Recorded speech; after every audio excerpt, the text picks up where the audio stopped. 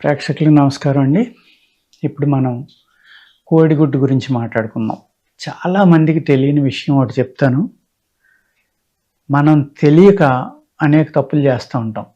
నేను కూడా ఈ ఆయుర్వేదం గురించి పూర్తిగా తెలుసుకోక ముందర మా పిల్లలకు కూడా పాలు, ఆమ్లెట్ ఇచ్చానండి. అర్థమైంది కదా! ఎగ్ ఆమ్లెట్ ఇచ్చేసి పాలు పట్టేసి స్కూల్కి పంపేయటం కానీ, వాళ్ళు స్కూల్ నుంచి రాగానే ఇవ్వడం కానీ, ఇది మనకి రెగ్యులర్గా చాలామంది తల్లిదండ్రులకి అలవాటైపోయింది. అదేవిధంగా డాక్టర్లు కూడా చెప్తూ ఉంటారు, ఇది పాలు కోడిగుడ్డు తీసుకోమని. నిజం చెప్పాలంటే అది చాలా విరుద్ధమైన ఆహారం అండి.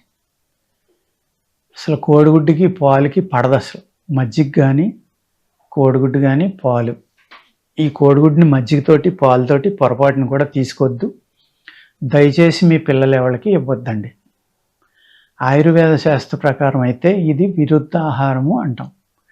దానివల్ల రేపొద్దున ఆటోఇమ్యూన్ ప్రాబ్లమ్స్ రావడానికి కానీ, చర్మవ్యాధులు రావడానికి కానీ అప్పటికప్పుడు ఏమి మీకు రిజల్ట్ కనపడదు. మేము నెల నుంచి ఇస్తున్నామండి, ఒక సంవత్సరం నుంచి ఇస్తున్నామండి, మా పిల్లడు బాగానే ఉన్నాడు. అది ఇవ్వకుండా ఉంటే ఇంకా బాగుండేవాడేమో. అది ఎందుకు ఆలోచించరు మీరు? మన పూర్వీకులు ఎవరైతే ఋషులు, యోగులు అనేవాళ్ళు, అద్భుతమైన జ్ఞానం ఉన్నవాళ్ళు రాసిన ఆయుర్వేద పుస్తకాలండి. వీటిల్లో వాళ్ళు రాసింది ఏమి తప్పు ఉందని మట్టుకి మనం ఎట్టి పరిస్థితుల్లో అనుకోవాల్సిన విషయం కాదు ఇది.